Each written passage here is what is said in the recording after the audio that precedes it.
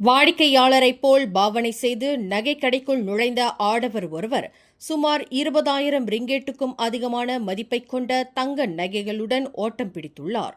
இந்த சம்பவம் இன்று வியாழக்கிழமை மதியம் 12 மணியளவில் சுங்கைப்பட்டாணி திகாம்பாத்துவில் உள்ள ஒரு நகைக்கடையில் நிகழ்ந்தது. சம்பவம் நிகழும் போது நகைக்கடையில் 5 வாடிக்கையாளர்கள் இருந்துள்ளனர்.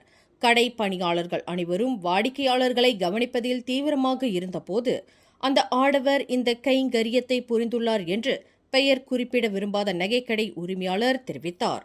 நகைகளை வாங்குவது போல் பாவனை செய்து அவற்றை கையில் எடுத்து அழகு பார்த்து கொண்டிருந்த நபர் அடுத்த நிமிடமே மின்னல் வேகத்தில் அங்கிருந்து ஓட்டம் எடுப்பார் என்று பணியாளர்கள் யாரும் எதிர்பார்க்கவில்லை என்று அவர் கூறினார்.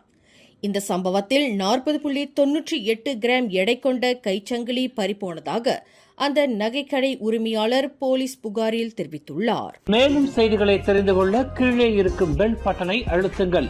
உங்கள் மகிழ்ச்சியை வெளிப்படுத்த லைக் மற்றும் ஷேர் செய்யுங்கள். தொடர்ந்து திசைகளோடு இணைந்திருக்க சப்ஸ்கிரைப் செய்யுங்கள்.